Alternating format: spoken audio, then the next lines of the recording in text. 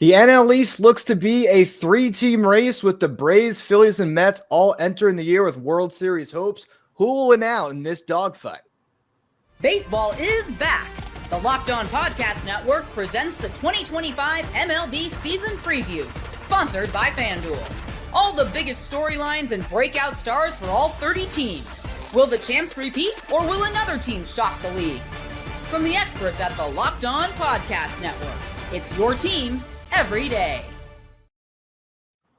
Welcome to the Locked On NL East Season Preview. We are joined today by Jeremiah Geiger of Locked On Marlins, Jake Mastriani of Locked On Braves, Connor Thomas of Locked On Phillies, Ryan Clary of Locked On Nationals, and I am Ryan Finkelstein, the host of Locked On Mets. The Locked On NL East 2025 Season Preview is brought to you by FanDuel. Right now, new FanDuel customers can get $150 in bonus bets if your first $5 bet wins.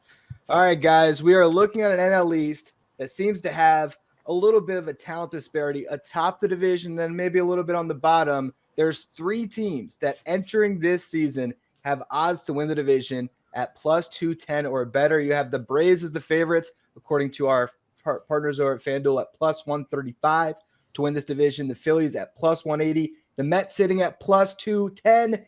And then you got the Nationals at plus 10,000. Marlins at plus 25,000. So I'll turn it over to our division panel here. Are the Braves really the favorites, or can the Mets or the Phillies get in on this? What do you guys think? Are the Braves really the team to beat this season? Well, I mean, we've got the defending divisional champs who don't have the best odds to win the division, which I don't think is honestly a crazy team. You know how much Philadelphia fans love to be homers, but Philly didn't do much this offseason, and they actually lost more than they gained, with the bullpen becoming a question mark, losing two all-star caliber guys in Carlos Estevez and Jeff Hoffman. So it's going to be the toughest division in baseball, I think, and it's going to be a tough task for the Phillies to repeat. I don't hate the Braves where they're at. Yeah, but the Braves kind of did the same thing in the offseason. They didn't do much either. All they brought in was Jerickson Profar. It looks like maybe they want to stay under the tax. They're really just counting on guys who were injured last year coming back and being who they were in the past. So a lot of hope for the Braves, certainly a lot of talent, and I understand why they're the favorites. But I think even Braves fans feeling a little bit nervous going into the season. Yeah, and then we got Mr. Soto up there. Well, so I'll tell you, I mean, the Mets were clearly the most active team this offseason. They had a lot to do. They had a lot of guys that went to free agency after that NLCS run last year. They had to rebuild their rotation on the fly. They, of course, got Juan Soto. They brought back Pete Alonso. I think both myself and Connor here are sort of deferring to the Braves because they've owned this division for so long. And last year, despite all of those injuries and everything that did go wrong, they still found their way into the playoffs. So I think both of us are probably just a little bit shell-shocked saying, isn't it the Braves? And the odds are telling us it's the Braves. I look at the Mets and I think they got a good shot at it, but even as a homer, I can acknowledge there are some holes in this Mets starting rotation. They just lost Francisco Alvarez to start the season. Now, I don't think that's going to be a big injury, but it is something they're going to have to deal with. So while I think the Mets have as good a shot as anyone, I am sort of leaning Braves right now. I'm going to be completely honest. I think the Braves, if everyone gets back to what they've been, it's a scary team. And I think this is my third year I've done this show now, and I pick the Braves every single year, guys. And I think it's going to be the Atlanta Braves yet again. I wish there was some different answers here, but as we all said, the Atlanta Braves have owned this division for quite some time now, really before the Nationals used to own it back in the 2010s here. But the Atlanta Braves are really good. They're going to get Ronald Acuna back at some point this season and get even better, and I fully anticipate them to make some deadline moves as well. So I do have the Atlanta Braves winning the division at this point. I think they'll be pretty damn good yet again. Well, I guarantee you it's not going to be the Miami Marlins. So let's get that out of the way first. But, you know, in all seriousness, I do think it's the Braves if they stay healthy. I think they have so much talent in-house. I think the Phillies are a close second. And it really comes down to which team stays healthiest throughout the season between the Phillies and the Braves. The Mets is just like 1B, I think. I think the Braves and Phillies 1A tied, and then you have the Mets just a step below just because of the pitching staff. I'd agree with what Jeremiah says there, too. I do think it is the Braves and the Phillies at the top, and I think the Mets are a small step behind them. And it's a lot of what I said last year, and like me and Ryan talking about it last year. It really comes down to that pitching staff and how do things come together for the Mets.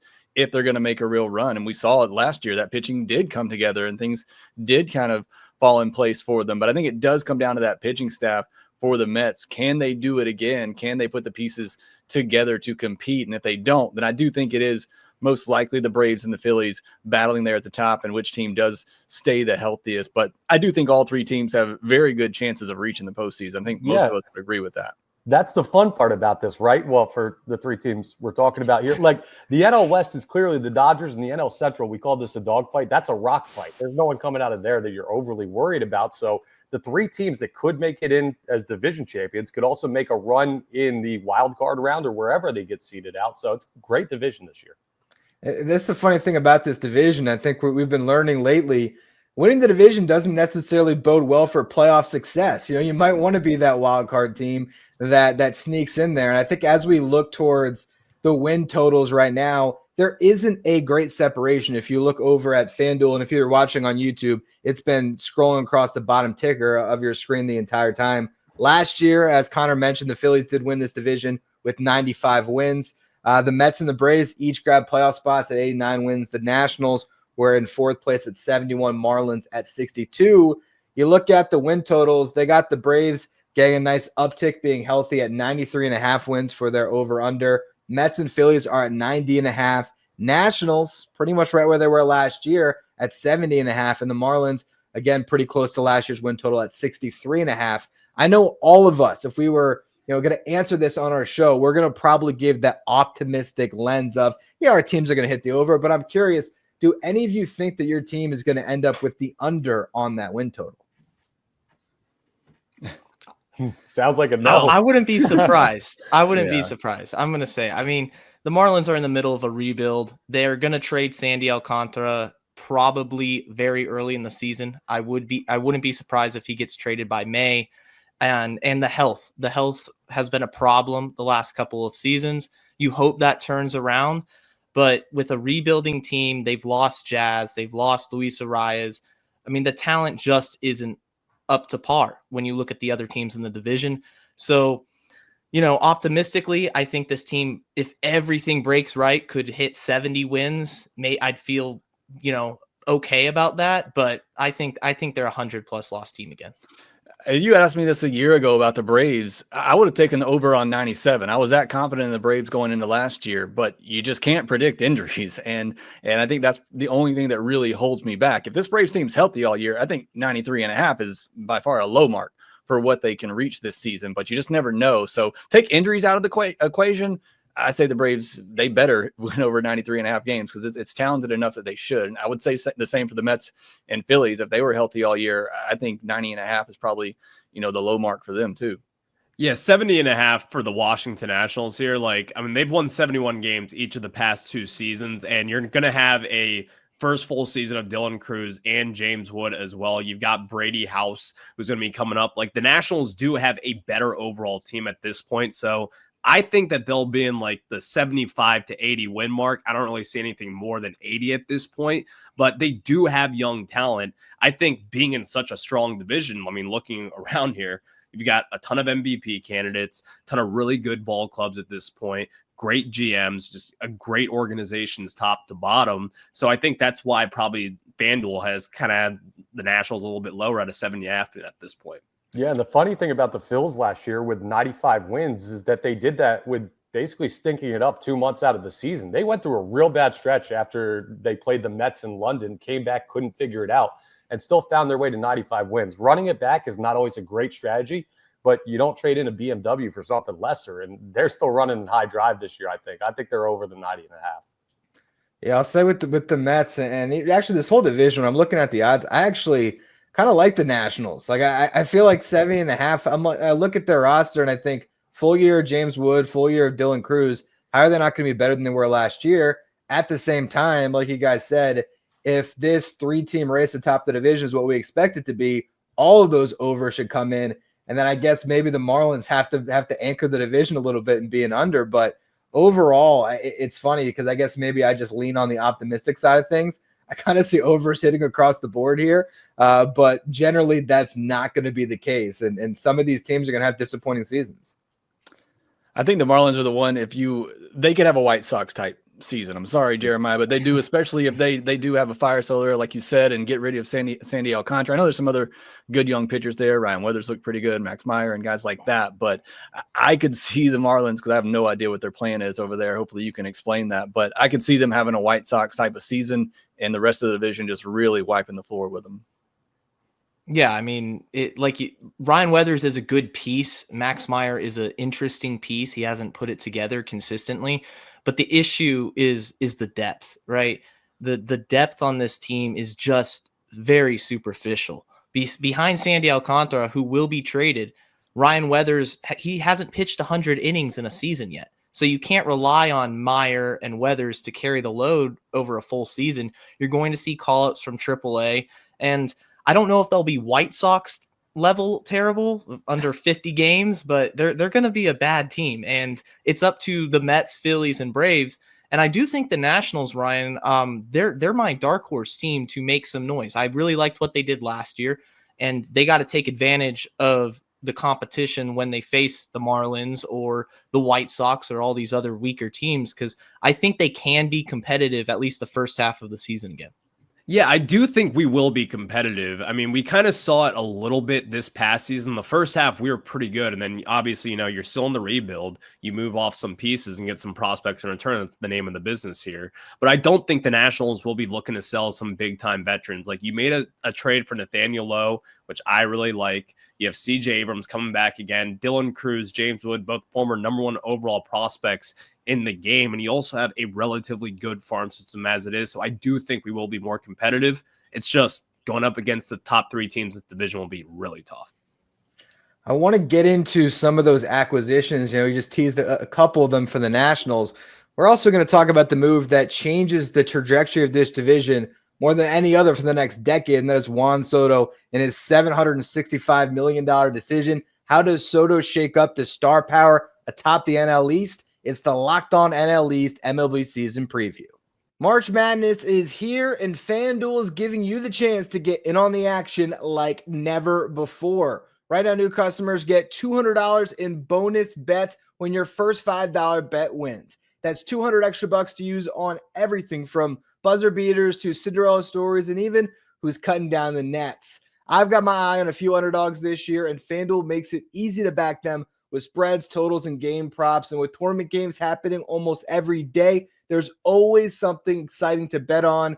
And the FanDuel app is simple to use. So when I win, I get paid instantly, no waiting around. So visit FanDuel.com and get in on the college hoops action all tournament long. Who is the best player in this division? Can we all just come to a consensus right now that with Acuna coming off the injury that Juan Soto is the best player? Can we just get nodding heads, right? Well, if we're talking position player, we might be able to go that way. But Zachary Wheeler here in Philadelphia, he's got a case his best arm on the planet.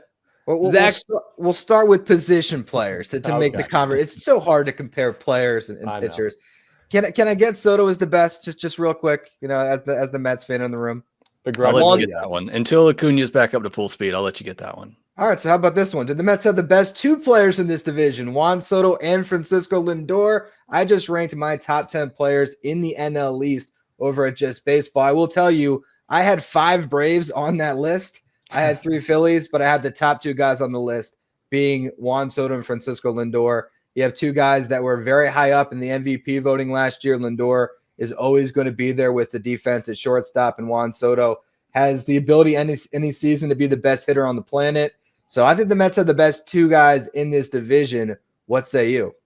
I think more to the Francisco Lindor one, just because he plays a premium position. I mean, Soto, if you just want to say pure hitter, yeah, he's probably the best pure hitter in the division. But for Lindor, what he brings for you defensively at shortstop, overall player, I'd be okay with you even putting him number 1 just because of the value that he brings. A 30-30 player, can do power and speed. So I'm okay with that. Yeah, I think Juan Soto is the number 1 overall player in the NL East. I would put up a healthy Ronald Acuna, though, even against Juan Soto, and I love Juan Soto still to this day. But Ronald Acuna, man, he is a different animal. I'll also even throw Bryce Harper in the conversation. I think Bryce Harper is really good. And I mean, he's still doing it even in his young mid-30s at this point. So I think Bryce Harper and Ronald Acuna Jr., when they are both healthy, they should be in that conversation as well, even over Lindor at this point. Yeah, and with Bryce, a very interesting thing. Rob Thompson confirmed last week that if Trey Turner's going to bat leadoff, like the Phillies might change their lineup too, Bryce Harper's going to bat in the 2-hole consistently for the first time in his Philadelphia Phillies tenure. I don't know how that changes his ability to put up numbers and may cut the RBI total a little bit, but it puts him in a different spot that maybe gives him another look at one of those great Bryce Harper MVP type of seasons. Where's Schwarber heading now? I'm sorry, not to interject, but I'm just curious because there's something I thought one of the biggest advantages the Phillies always had is they can start a lot of games 1-0 with Schwarber in that leadoff spot. So where are they going to slot Schwarber into the lineup? Feels like change for change's sake, but they didn't change much this offseason. So it sounds like it's going to be Turner, Harper, then either Castellanos or Bohm, then Schwarber. They like to split the righties and lefties. So a lot of people love the big boy in the cleanup spot, but I did like him as leadoff as well. We'll see how it plays out. Yeah, and really quick to touch on the Soto conversation, I do think a healthy Acuna is right at the top of that list. I mean, 2 seasons ago, that season, the MVP year, he was unstoppable, hitting 330, all the bombs, the 70 steals. So I hope he comes back fully healthy because when he does, he's an absolute force in the Braves lineup. And Francisco Lindor, Juan Soto, I do think those are the 2 best players on an individual team. Like that 1-2 punch, you really can't beat that. And that's going to have to carry the Mets this season. Obviously, they brought back Pete Alonso too in the middle of that lineup. But if you're looking at what could separate the Mets, it's their 2 superstars being superstars, and that could cover up some of the questions we might have about their rotation. They addressed a little bit this offseason, but there's a lot of questions still. As we look to other big moves that were made this offseason, Jake, I want to ask you about Jurickson Profar. That was the big move. Did the Braves do enough to just trust everyone coming back healthy and plugging in Profar at the top of their lineup? I mean, you hope so, but I think there were 3 needs they needed, 3 needs they had going into the offseason. One was to find an outfielder. They did that, but you needed more depth in the bullpen, especially after they lost Joe Jimenez. The injuries didn't stop during the season. They lost Joe Jimenez after the season too, and he's going to be out for most of the year, one of their best setup men. And the depth as well. You're losing a Max Fried, you're losing a Charlie Morton. Those are big innings they're going to have to fill. And I felt like they needed to go out and at least get some depth in the rotation. Didn't have to be a top end type of starter, but at least some depth there. And so I don't know that they did enough in the offseason. Obviously, they have a lot of talent, some good players coming back. I think also there's a couple of things in this. I think they want to get under the luxury tax, whether I agree with that or not. I think they want to reset it. It'd be their 3rd year in a row. I also think they want to wait and see what they have in Ronald Acuna Jr. We know what it looked like coming off the ACL the first time. He wasn't quite himself. And Spencer Strider. I mean, what does Spencer Strider look like? I mean, that could be a huge boost for this team. Going into last year, you had the NL MVP favorite and the NL Cy Young favorite going into the season. If both of those guys can come back and get anywhere close to that type of level, then this team's going to be just fine. But I think they wanted to wait and see what they have with those guys. And both of them look great in spring training. I think they could actually push them to be ready for opening day if they wanted to. Just no reason to rush them back. But Profar, to get back to him, it was what this lineup needed. You saw last year with all of the injuries, they really were one-dimensional offensively. It was home run or bust. They were 4th in all of baseball in home runs, but just 14th in runs scored because they couldn't get on base. And even if you don't buy the swing changes from Profar and what he did last year, one thing he's always done well is get on base. So it gives them a type of bat in the lineup that they really needed to go along with all that power. Jake, you make it sound good with Jurickson Profar. And, we were talking actually before the show, before you hopped on here and I was saying, I thought Profar was probably the worst move in the National League East this offseason. Like, I'm just not into paying guys coming off career years. And Jurickson Profar is a really good player. In fact, he really kind of got that last season started when he got into that bench clearing brawl with the Washington Nationals in San Diego. And Profar is a great player. I mean, he is an electric player. He had a great season this past year, but I've always thought of the Braves to kind of have these sneaky, really good moves. And I just thought this was one of those things where it was just felt like a desperation move. And while, yes, he does get on base at a good rate, I felt as if the Braves probably could have done better. And I think Profar is a fine player, but giving him 3 years, $42 million, I wasn't all in on that move. And I felt like that was probably the worst move in the National League East this offseason. I mean, at the beginning of the offseason, I had a lot of people ask me about Profar, and I was right there with you. I don't want to buy the guy, pay a lot of money for the guy that's coming off a career year, going into their 30s. But the more you dive into it and look into it, and he talks about the swing changes that he made last year and how that really did make a difference in the player that he was. And obviously, I'm wanting to buy into that. It made me start to come around on him a little bit. And like I said, just for the type of lineup construction that the Braves had, they really struggled last year when they weren't able to get those home runs. And so Profar, even if he's batting 8th or 9th in the order, if you don't see him as the guy that he was last year, even if he's batting 8th or 9th with a 330, 340 on base, I think that's going to help this lineup as well, to have somebody else that can do something a little bit different for you. So it might not be the ideal fit from the outside, but I think for what the Braves needed, I think he fills a role there. Yeah, a lot of Phillies fans would love to have Jurickson Profar compared to Max Kepler, who was their big position player move of the offseason. I mean, you were talking about the fit and what he brings to the offense. Max Kepler is basically tailor-made what the Phillies have done the past couple of years, just a guy that's going to go out and try and hit 20, 25 bombs, but is not going to be the best on-base percentage guy, and that's what Phillies fans have been complaining about for the past 3 postseasons. So while there are moves that you recognize the names for, I do think we saw some stuff in division where teams that are tight at the top, there's only so much you can change. The moves are almost forced to be underwhelming in some way. Yeah, I also think another big move that I wanted to touch on, guys, here is we talk about Jurickson Profar paying off of the great season. The Phillies, traded for a guy coming off a down year, and they're banking on a bounce back, and it was an in-division trade. So, Connor, what are your thoughts on Jesus Luzardo? I think Jesus Luzardo as our 5 is going to be amazing. You got to remember Taijuan Walker, who you guys will remember up there in New York. He was great for you guys, not so much paying out on the Phillies' big contract they gave him. He was one of the worst pitchers in all of baseball last year, and the Phillies still had a historically good rotation for a large part of the season. So you add in Jurickson Profar, you add in Jesus Luzardo, and you get the opportunity to now round out the rotation with 5 guys that I believe are plus major league pitchers. Obviously, there's higher ceilings at the top end of the rotation, but man, when we talk about our big predictions and our big splash predictions for the division, I'm going to have one about the Phillies rotation because I'm bullish on them. Oh, the addition of Luzardo just makes the Phillies that much stronger. I mean, I'm a Marlins fan, so I hated the trade. You go in division, especially at the point when he's coming off of injury. I just didn't understand what the Marlins were doing there. Like, you want to build up his trade value because you expected him to be traded at some point. I just didn't expect it to be at the winter meetings, and only getting really Starlin Caba back, who I do like as a prospect, but for that addition for the Phillies, man, I think it's a great, very great move for them. Could we see another big trade with the Marlins sending a starting pitcher to another team in this division? We're going to talk about that. We're also going to talk about what team could make a splash or be trash. It's the Locked On NL East 2025 MLB season preview.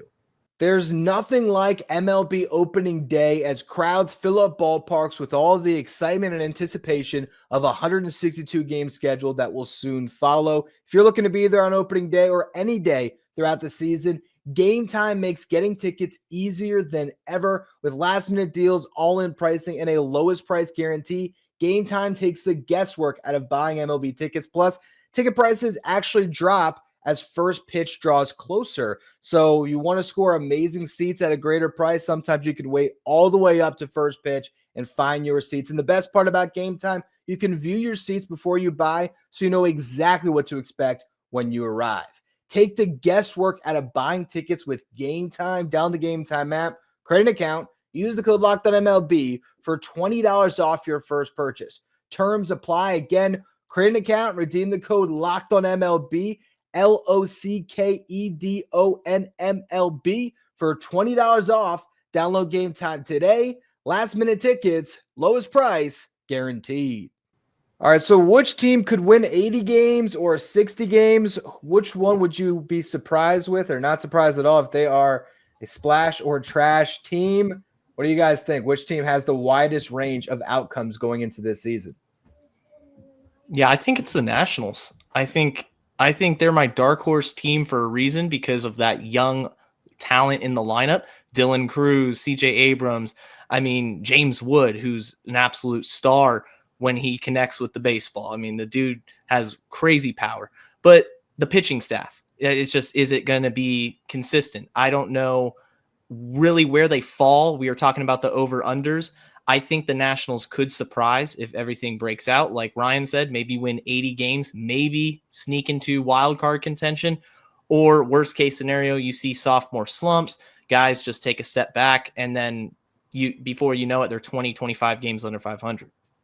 I don't really think it's going to be the Nationals this year. Like, as we were talking about earlier, I do think they could surprise people a little bit, but I'm going to pick on Philly real quick. I could see the Philadelphia Phillies kind of falling off this year. Like, the thing is, the Phillies have been up there for a while. They've kind of got that aging core at this point, and it's not that old, but still, injuries will happen. They've been really good these past few years. They have gotten a little bit lucky when it comes to injuries. I mean, of course, Bryce Harper did get hurt, 2 years ago? So there have been injuries before, but I just have that feeling where at some point it's going to crash and burn. And I don't know why it's the Phillies, Connor. Like, I'm sorry to pick on you guys, but I just look at this team and some of these former guys who are getting up there and who may just kind of be regressing overall. And I could see the Phillies kind of having a crash and burn scenario sometime in 2025.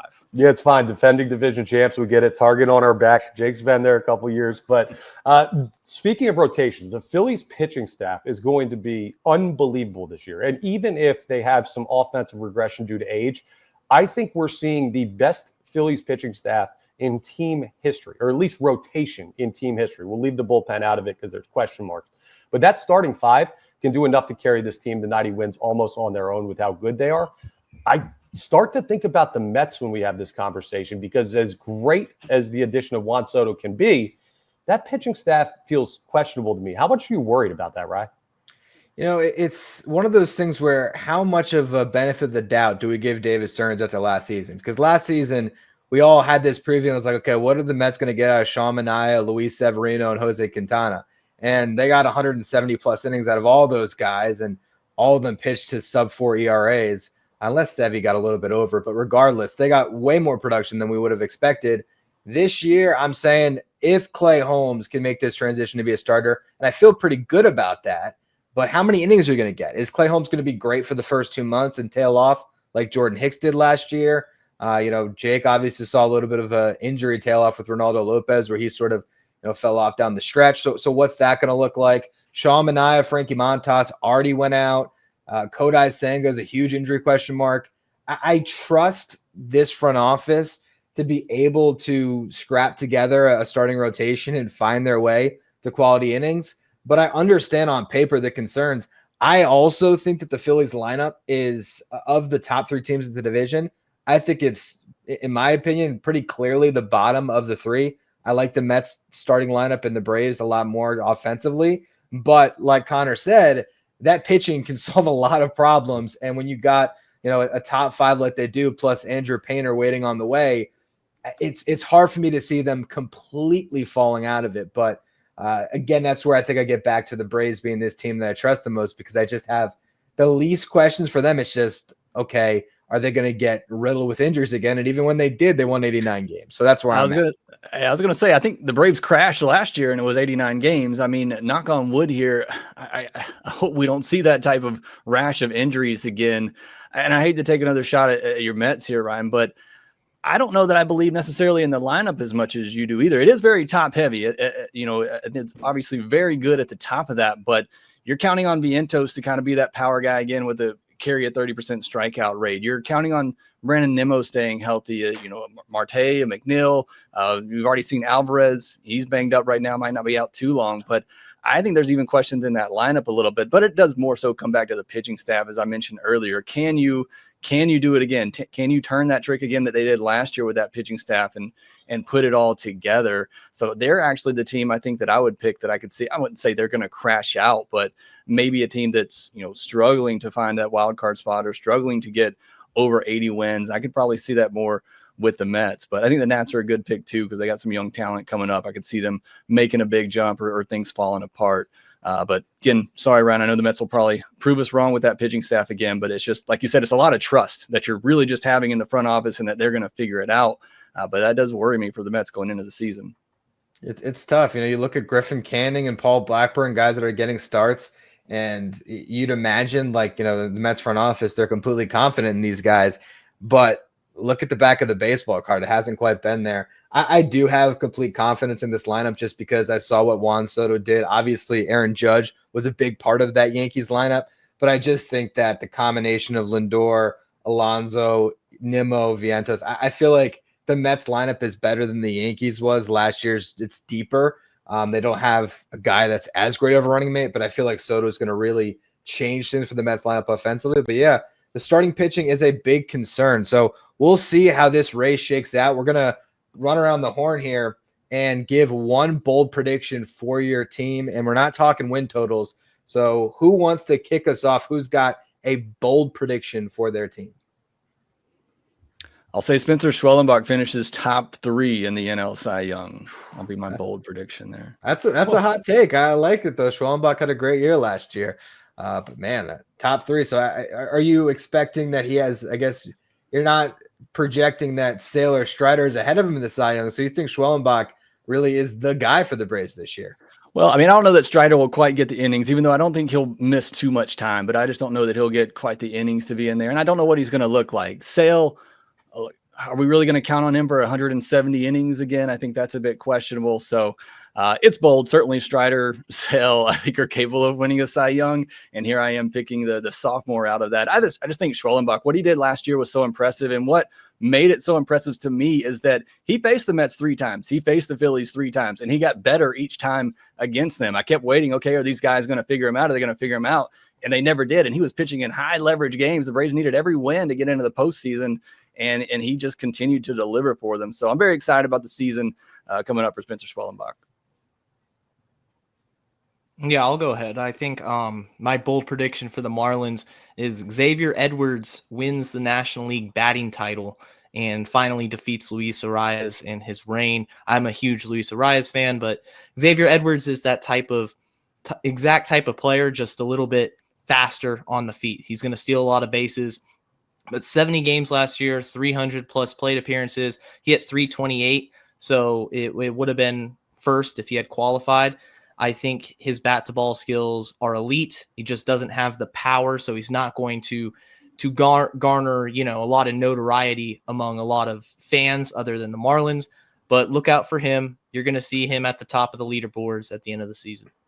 My bold prediction right now for the Nationals is that James Wood finishes top 10 in the National League MVP voting. I mean, he's 6'7". He's basically like a not buff, same version as like Aaron Judge. This guy has pull-to-pull power, and you're going to see that on display this season. He's already done it all spring training long. You saw it last year. Most of his home runs went to left center field. And as a lefty at Nationals Park, that is really tough to do. So this guy has real 70 grade power. And I think you're going to see it on display this season. And he's going to put up some MVP caliber numbers. And people will be talking about James Wood, and they will know the name in Major League Baseball. We're going to go deep cut for mine. We're going to go to the bullpen. And I know we haven't talked a lot of relievers on this, but I think the best reliever in division is going to be in Philadelphia this year and only barely over 21 years of age.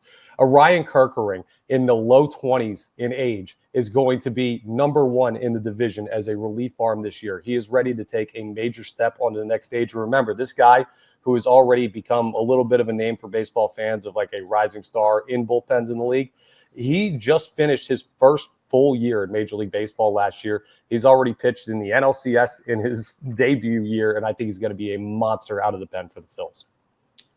Before I give my bold prediction, I did tease in the last segment that we would talk a little bit of Sandy Alcantara getting traded. So I'm just going to ask Jeremiah a quick prediction. When does he get traded? And does he get traded in division or to another team around Major League Baseball? I think he does get traded. I think they trade him in June. I think they trade him earlier than expected. You've seen that before with Peter Bendix. He'll pull the trigger if he likes the deal. So I don't think he makes it to the deadline. But I do think that he gets traded out of the division. I don't think they could trade him to the Mets. I know that would be a huge addition to you guys, but if that happens, he would haunt us for years, Ryan. I don't want to see that. My Another bold New York team prediction- needs a pitcher. We need a pitcher. Everybody in this division wants Sandy Alcantara, except for the Marlins, although the Marlins fans want him. But Peter Bendix wants the 3 to 5 top end prospects he can get for him. My bold prediction is Sandy's coming to the Mets. No, my bold prediction is that the Mets will lead Major League Baseball in home runs. I look at Juan Soto. I look at Mark Vientos, Pete Alonso. Look at Francisco Lindor. That's 4 guys that I'm going to count out to get to at least 30. I think a couple of those guys can get to 40. I like Francisco Alvarez once he gets back to have a lot more home runs than he did last season. This is a guy that hit 25 home runs as a rookie. I think he has that power in him again.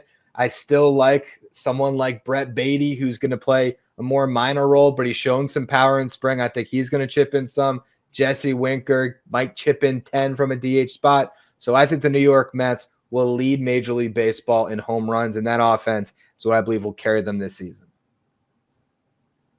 I don't hate that pick at all, man. There's power up there in New York if the rotation figures it out. Tough team.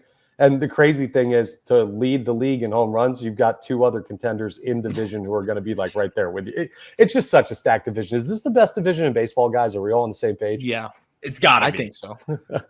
It's either the NL East or the NL West in my eyes. I think. I mean, the Dodgers obviously kind of tipped the scales, but I like what the Diamondbacks did. I like what the Giants did to a certain extent. Obviously, the Padres were able to piece it all together. So I think there's a lot of talent on each coast in the National League. And if you want to learn more about the National League West, for all the division previews for the 2025 MLB season preview, subscribe to Locked On MLB on YouTube or wherever you get your podcasts. For more on the Mets, the Braves, the Phillies, the Nationals, and the Marlins, subscribe to our podcast, your favorite team's podcast, your favorite team's Locked On podcast that is on YouTube or wherever you get your podcasts, part of the Locked On Podcast Network, your team every day.